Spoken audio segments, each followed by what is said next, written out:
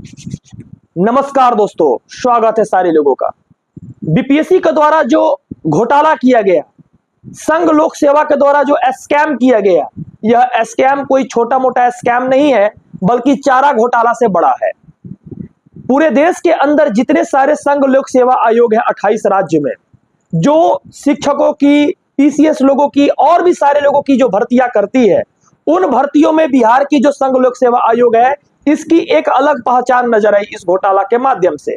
पूरे बिहार में शिक्षक भर्ती एग्जामिनेशन एक तरफ चल रही थी और दूसरे तरफ राजस्व विभाग के मंत्री जो बिहार में अभी जेडीयू के तरफ से है, उन्होंने एक आरोप लगाते हुए कहा था कि बीपीएससी के अंदर तेजस्वी यादव ने पैसा का खेल किया और उस पैसा का खेल के माध्यम से डोमिसाइल को हटाई गई थी।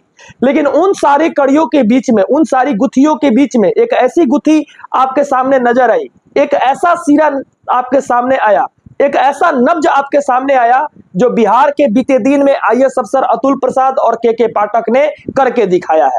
मानो पूरी बहाली की एक सिरा के पाठक के हाथों में हो और दूसरी सिरा अतुल प्रसाद के हाथों में हो। इस प्रकार की सिराओं को देखते हुए माननीय मुख्यमंत्री नीतीश कुमार जी के द्वारा कोई एक्शन अभी लिया नहीं गया है। माननीय अपर मुख्य सचिव के द्वारा अभी तक कोई एक्शन नहीं लिया गया है, लेकिन उनको एक्शन इस पर लेना चाहिए। यह बात आप लोग बेसब्री से इंतजार कर रहे हैं, आखिर वो स्कैम घोटाला क्या है, किस तरह से स्कैम घोटाला किया गया और किस तरह से बच्चे को प्रताड़ित किया गया, पूरे बिहार के लोगों को प्रताड़ित किया गया। जो गरीब बच्चे हैं, जो गरीब गुरबा के बच्चे आना चाहते थे, बीपीएससी से शिक्षक बनना चाहते थे, आखिर उनके लिए एक बहुत बड़ा बेबसी साबित हुआ बीपीएससी। और पूरे सरकार के जो पक्ष के लोग हैं, वो सरकार के पक्ष के लोग अभी तक इस विषय वस्तु पर ध्यान नहीं दे रहे हैं। आप लोग बेसब्री से इंतजार कर रहे हैं कि स्कैम घोटाला क्या है। कंप्यूटर साइंस की बहाली हुई थी किशनगंज के अंदर। आइए उस गुत्थी को खोलते हैं, उस कड़ी को खोलते हैं, पारी पारी देखते हैं कि उस कड़ी में क्या है, उस बहाली में क्या किया गया है और क्या फेरबदल हुई है। तो किशनगंज में एक लड़की ज्वाइन करती है और ज्वाइन करने के बाद उसकी जो कंप्यूटर का सर्टिफिकेट होती है, वो डिप्लोमा इन कंप्यूटर एजुकेशन यानी डीसीए पर वो 11th-12th के शिक्षक बन जाती है। सबसे महान बात तो यह है कि 2-3 बार डॉक्यूमेंट वेरिफिकेशन हुआ। उस डॉक्यूमेंट वेरिफिकेशन में क्या उसने किसी अधिकारी को पैसा देकर मैनेज किया, या किशनगंज के डीओ को पैसा देकर मैनेज किया जिस समय वो डीओ थे, क्या जो अधिकारी डॉक्यूमेंट जांच कर रहे थे उनको पैसा देकर मैनेज किया रिजल्ट आने के बाद, या उन सारे लोगों को मैनेज किया जो लोग इस सर्टिफिकेट से रिलेटेड थे, इस बहाली से रिलेटेड थे। अतुल प्रसाद सर कैसे इस पे रिजल्ट जारी कर दिए जबकि ये केवल डीसीए का कोर्स था। उनकी सॉफ्टवेयर कैसी बनी हुई थी कि डीसीए के कोर्स को उसने अप्लाई कर लिया, उसने ले भी लिया, एग्जामिनेशन के बाद डॉक्यूमेंट वेरिफिकेशन भी हो गया और उसके साथ साथ लगभग 5 महीना से पेमेंट भी उठा रही थी।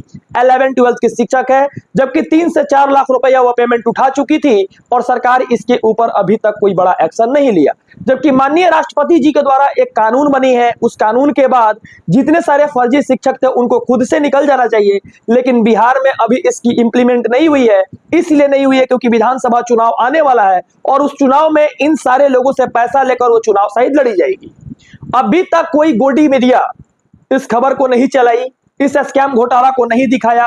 अभी तक कोई गोदी मीडिया ना किसी विषय वस्तु पर बात किया और ना ही घोटाला के ऊपर बात किया।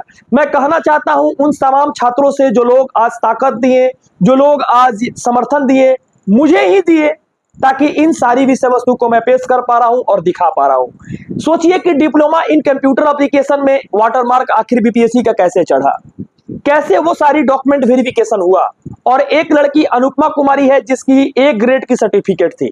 अभी तक हम सुने थे डीसीए की, टैली की और बीसीए की सुने थे, बैचलर इन कंप्यूटर एप्लीकेशन सुने थे, बीटेक का सुने थे, एमटेक का सुने थे, लेकिन A ग्रेड अभी तक कोई सर्टिफिकेट नहीं सुने थे कि A ग्रेड का भी कोई सर्टिफिकेट होता है। वह A ग्रेड सर्टिफिकेट पर अनुपमा कुमारी ज्वाइन की थी और जो किशनगंज में ही ज्वाइन की थी।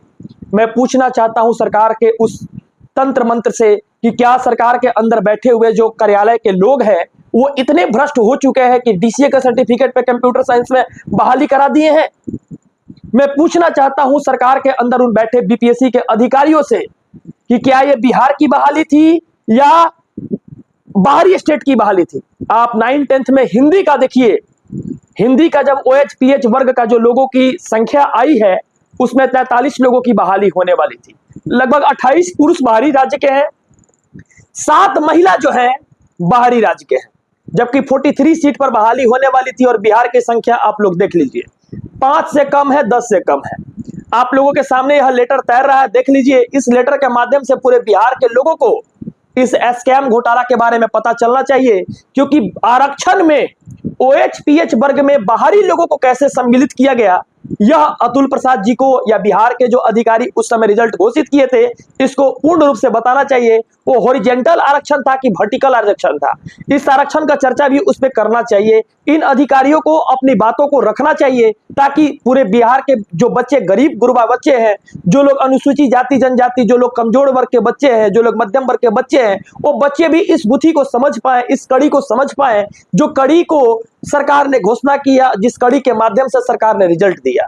यही तक बात सीमित नहीं होती है, सरकार लगातार फरमान जारी करती है और सरकार अपनी बातों को कहती है, लेकिन सरकार के अंदर बैठे सारे तंत्र मंत्र और सारे लोगों में एक ऐसी भावना नजर आ चुकी है सरकार के लिए कि सारे विद्यार्थियों की जो भावना के साथ जो ठेस पहुंची है, ये ठेस केवल बिहार के ही नहीं बल्कि पूरे देश के बच्चों के साथ ऐसी दिक्कत आई है। लेकिन देश के लोकतंत्र के अंदर इस बहाली में जितने सारे लोग शामिल हुए हैं और शामिल होने के साथ साथ जितने सारे लोग इस गुत्थी को देख रहे हैं, इस स्कैम घोटाला को देख रहे हैं, केवल 2-4 ही कैंडिडेट केवल नहीं है, बल्कि पूरे बिहार के अंदर जो बहाली पॉलिटिकल साइंस में भी हुई थी, उसमें 86 लोग ऐसे हैं, लगभग 400-550 सीट पर बहाली पॉलिटिकल साइंस की हुई थी, जिसमें 86% ऐसे हैं जिनकी हिंदी और इंग्लिश में 9 नंबर से कम नंबर आई है। 9 नंबर से कम कहने का मतलब यह हुआ कि वो लोग पास भी नहीं किए हैं, उनकी अहर्ता भी नहीं है, जबकि उन लोगों को बहाली में मौका दिया गया है। जबकि यहां तक यह भी बात है, पूरे बिहार में पीजी कॉलेज की संख्या मात्र 82 है और 82,000 लोगों की कैसे संख्या पूरी बिहार के अंदर, आखिर कब से कब वो लोग पीजी किए? क्योंकि बाहरी जो कैंडिडेट जाते हैं पढ़ने के लिए, वो BCA, MCA या BBA या MBA करने के लिए जाते हैं। बिहार की ऐसी स्थिति नहीं है कि बिहार के लोग ग्रेजुएशन करने और PG करने बाहर जाए। 0.1% डाटा अगर देखी जाए तो बिहार से बाहर के में लोग जाते हैं पढ़ने के लिए, तमाम जगहों पर जाते हैं। जैसे किसी की सरकारी यूनिवर्सिटी में एडमिशन हो जाती है, जैसे मान लीजिए BHU, तो वहां से वो लोग जाते हैं पढ़ने के लिए। लेकिन किसी विशेष तौर पे PG कैंडिडेट इतने आए कहां से, और इन सारे लोगों की अभी तक सर्टिफिकेट जांच हुई क्यों नहीं? सरकार के द्वारा लगातार अधिकारियों के द्वारा एक लेटर निकाला गया कि EWS कैंडिडेट की डाटा को जांच की जाएगी। EWS कैंडिडेटों की डाटा की जांच करने के लिए लेटर निकालने की क्या जरूरत है?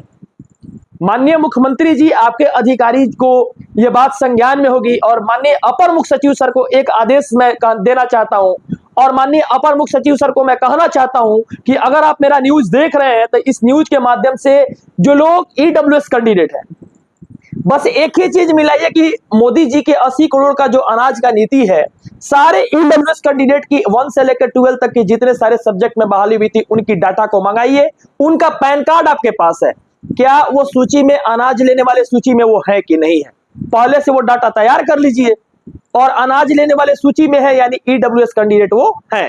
अब EWS कैंडिडेट जो है, उनको चाहे उनकी पापा की जो EWS कैंडिडेट की देखा जाए तो पैन नंबर मंगा लीजिए, उनका आधार कार्ड से अटैच है वो मंगा लीजिए, दोनों मंगाकर जांच कर लीजिए। उनकी कितनी संपत्ति है, कितना जमीन है, कितनी उनकी ताकत है, वो सारे चीज नजर आ जाएंगे, क्योंकि वो लोग भी सरकार के मॉडेशन कराए होंगे। अपनी जमीन से लेकर अपने इकोनॉमिक से लेकर हर चीज उनके पास पता होगा। आपके पास तो सारी डाटा अवेलेबल है, आपको जांच करने की जरूरत क्या है? एक बार आप वर्कर तो बैठाइए और वर्कर बैठा कर देखिए, आपको सारी चीजें जांच से नजर आ जाएगी। और जो BPSC इतनी बड़ी बड़ी स्कैम की है, घोटाला की है, जो DCA का सर्टिफिकेट पे नौकरी दे दी है, न जाने कितने लोगों ने, खुद JDU के कार्यकर्ता यह आरोप लगाए थे कि तेजस्वी जी ने पैसा के लिए यह काम किया था। राजस्व विभाग के मंत्री हैं वो, और बीते दिन आप लोगों ने उनकी बातों को, उनके भाषण को भी सुना था। उन्होंने यह बात कहा था कि डोमिसाइल हटाने में सबसे बड़ा मुख्य कारण राजस्व विभाग के जो मंत्री हैं वो कहे थे। और साथ साथ ये भी मैं कहूंगा कि माननीय मंत्री जी, आप तो ये बात कह दिए लेकिन इसकी जांच नहीं कराएं। माननीय मंत्री जी, आप लगातार हर बातों को कहें, आज भी BPSC में इतने सारे जो शिक्षक बहाल हुए, इसकी जांच नहीं हुई। ये जांच कौन करेगा? नीतीश कुमार जी को यह जांच इस स्कैम घोटाला की प्रतिदिन उनकी अपने दृष्टि के अनुसार देखकर इस सारे विषय वस्तु को हल कर लेना चाहिए और अपना एक प्रतिवेदन देना चाहिए कि किस तरह से इसकी जांच हो, और जो लोग आतंकवादी बहाल होकर आए बिहार में उनको निकाला जाए। इन तमाम चीजों को देखते हुए सरकार अगर इस पे कार्य करती है तो सरकार को एक बड़ा सफलता हासिल होगी। और जो 5 महीना 6 महीना बाद निकाल रही है, ना उनको पेमेंट की वापसी ले रही है, तो लोग जो है वो तो रहेंगे ही ना उस पे कोई तरह की केस कर रही है सरकार।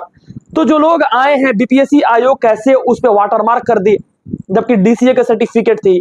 तो तमाम तरीकों की बातें जो है वो दिख रही है, और माननीय मुख्यमंत्री जी को संज्ञान नहीं जब तक लेना, ये बहुत ही एक बड़ा अपराध है बिहार के बच्चों के साथ। जो लोग बच्चे 1 नंबर 2 नंबर से जिनकी एज रिलैक्सेशन से जिनकी छूट गई है, उनको तो नौकरी करने का मौका मिलता, लेकिन यहां पर जो स्थिति पैदा हुई है अभी, ये स्थिति को केवल माननीय मुख्यमंत्री जी को और अपर मुख्य सचिव सर को समझना चाहिए, और तमाम तरीका के जो उपयोग है उसको करना चाहिए। जैसे 82 नंबर से लेकर 90 नंबर के बीच में जो लोग बाहरी कैंडिडेट है उनको कैसे निकालना है, सारी बाहरी कैंडिडेट का सूची मंगा लीजिए 1 से लेकर 8 तक, टीआरई 1 टीआरई 2 का, और सारे लोगों का सर्टिफिकेट का सीटेट का सर्टिफिकेट देख लीजिए वहां से।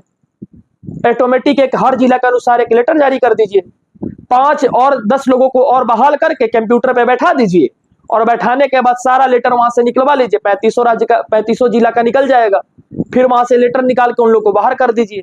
तो जितनी सारी डॉक्यूमेंट है सारे आपके पास है, लेटर के माध्यम से नहीं बल्कि तर्क के माध्यम से अगर निकाला जाए तो वो लोग निकल जाएंगे, और उनके ऊपर कार्रवाई अगर आप करते हैं तो बहुत अच्छा रहेगी, क्योंकि बिहार के बच्चों में एक अलग ही सफलता मिलेगी, और उस जगह पर सप्लीमेंट्री रिजल्ट अगर जारी करते हैं तो बिहार को काफी अच्छा भी लगेगा, और बिहार के बच्चों को रोजगार करने का मौका भी मिलेगा।